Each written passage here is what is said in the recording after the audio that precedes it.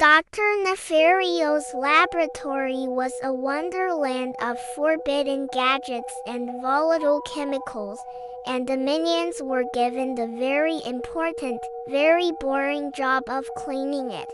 Leader Kevin took the task seriously, directing his troops with a feather duster. Rebel Stewart, however, was quickly bored. His single eye scanned the room for any source of entertainment and landed on a large, gleaming ray gun labeled, "Miniaturization Ray Do Not Touch."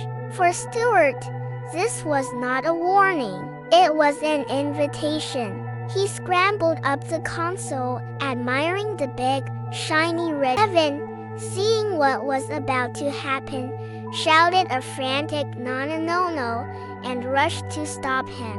Bob, chasing a dust bunny, toddled right into the path of the ray. Stewart, startled by Kevin's shout, slipped and face planted directly onto the activation button. A bright blue beam of energy shot out, engulfing all three of them. The world around them grew impossibly huge. They were the size of tic-tacs. Their mission instantly changed from Operation Clean Lab to Operation Unshrink Ourselves. But the control panel was now a skyscraper away. Their first challenge was getting off the console.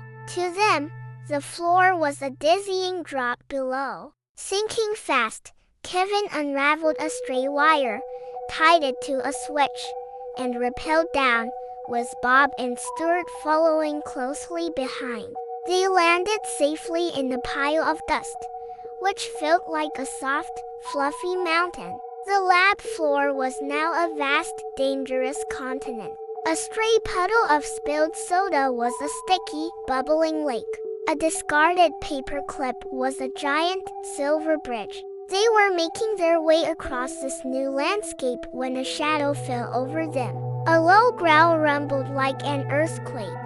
It was Kyle, Gru's dog-like creature, and his massive, slobbery face peered down at them. To Kyle, the tiny, squeaking minions were the most interesting new toys he'd ever seen. He pawed at them playfully, his giant claws sending them tumbling. They scattered, screaming in tiny, high-pitched voices. Stewart was almost swallowed in the tidal wave of drool.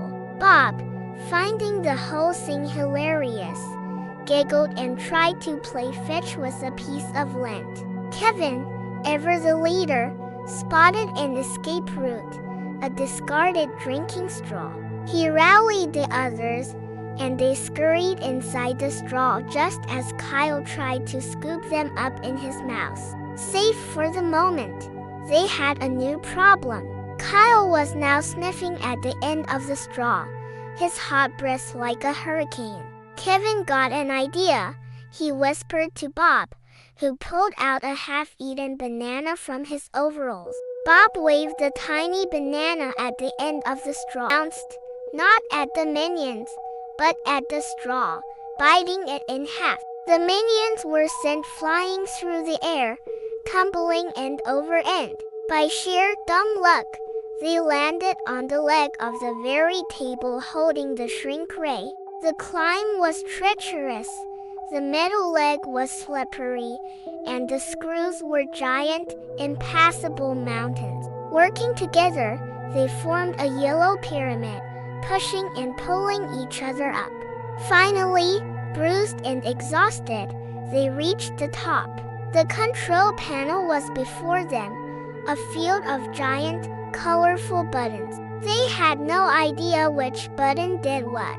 Stewart, in typical fashion, started jumping on all of them. Lights flashed, alarms blared. A disco ball descended from the ceiling, and the lab was flooded with bubbles. In the midst of the chaos, Bob tripped and landed headfirst on the big red button again. The blue beam fired, hitting a magnifying glass left on the table.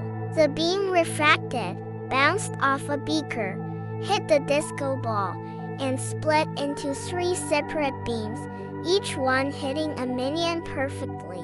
There was a nauseating stretching sensation, and the world snapped back to its normal size. They were back. They cheered, jumping up and down. Their celebration was cut short by the sound of the lab door opening. It was Dr. Nefario. They froze, looking at the bubble-filled, disco-lit, slobber-covered mess.